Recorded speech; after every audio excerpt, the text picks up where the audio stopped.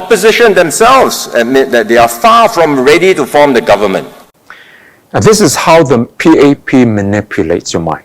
For those of you who are younger, you may not know that Singapore had a very strong opposition in Parliament in the form of Barisan Socialists, now defunct, of course.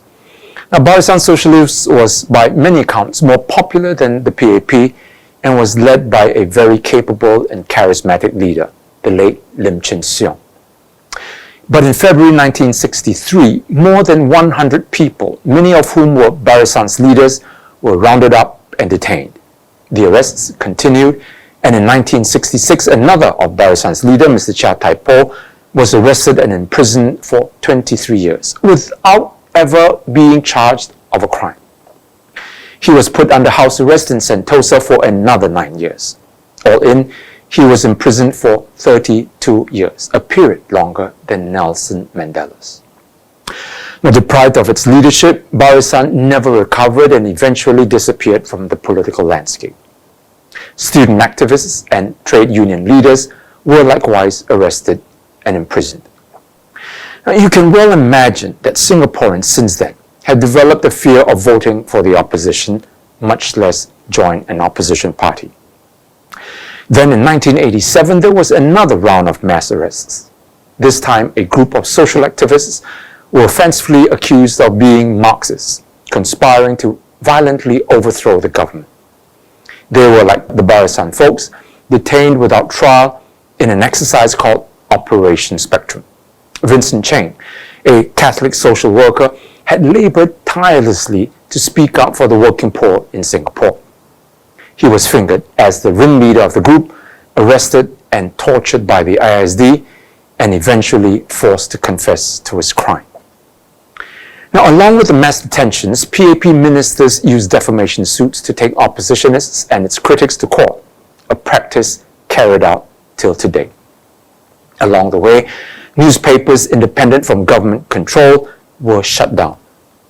In 1974, the Newspaper and Printing Presses Act was introduced that effectively gave the PAP the power to grant and deny permits to publish newspapers. Now, this resulted in the ridiculous situation where every newspaper, every TV station, and every radio station on this island is in the hands of the PAP government. The only other countries that I can think of whose mass media are so utterly controlled are the communist ones. And not only did the PAP destroy the opposition, civil society, and the media, it turned to intimidating voters. In the 1997 GE, then Prime Minister Goh Chok Tong threatened the electorate that if voters elected opposition MPs, your estate, through your own choice, will be left behind. They will become slums. Their estates, the PAP warned, would not be given priority in the HDB upgrading program. Today, the PAP wields almost complete control over the entire political process. From what we read to what we say, the party has been unrelenting in policing our thoughts and words, putting in more and more controls to shore up control of our minds. Hoffman is but the latest example.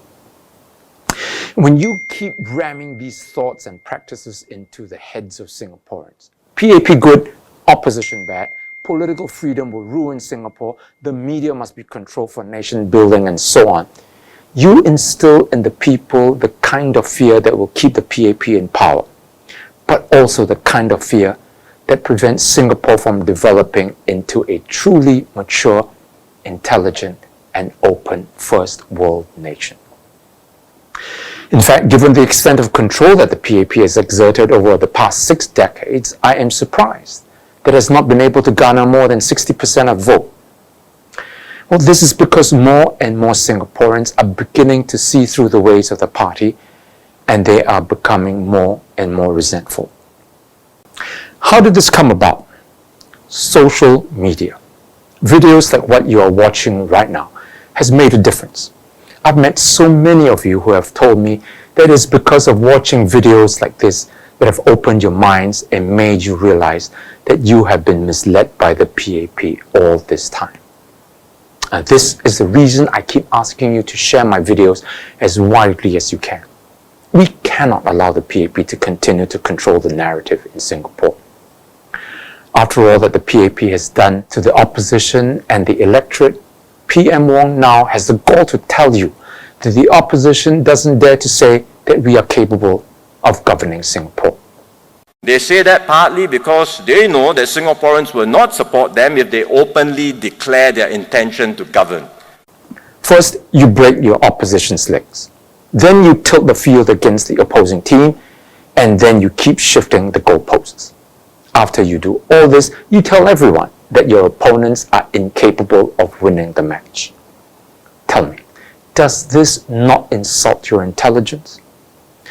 I'm trying to make sense to you, to appeal to your intelligence, my fellow Singaporeans. Don't let the PAP fool you any longer. Mr. Wong also doesn't tell you that while he and his ministers pay themselves astronomical salaries, they are far from the competent and exceptional leaders that they have painted themselves to be. I've enumerated a long list of scandals and screw-ups committed by the present PAP leaders in another video.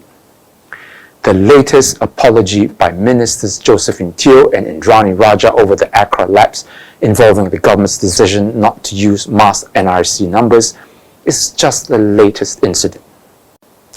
On the other hand, it is clear that the PAP has followed the opposition's lead when it comes to policy ideas. Ideas like what SDP had advocated: abolishing streaming, introducing universal healthcare, enacting unemployment insurance, raising income tax for top earners to help the poor, and so on, all without acknowledging our contribution. But here's the real issue. Ignore Mr. Wong's taunt about the opposition. He's just being silly.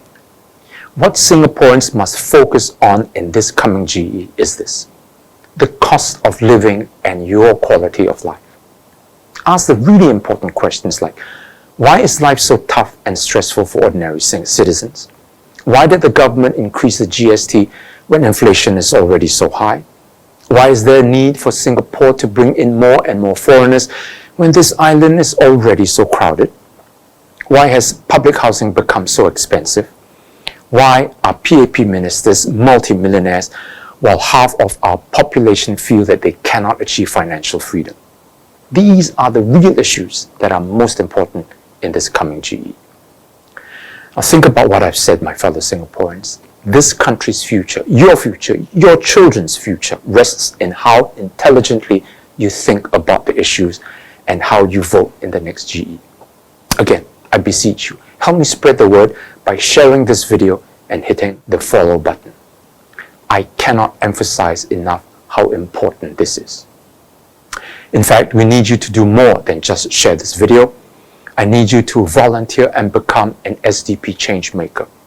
The elections are only a few months away, and we need all the help we can get. Come to our party office on 18th January, and we'll take you through what we need you to do. I'll post the details in the description below. It only leaves me now to wish you and your loved ones, from all of us at the SDP, a very Merry Christmas and a Happy New Year.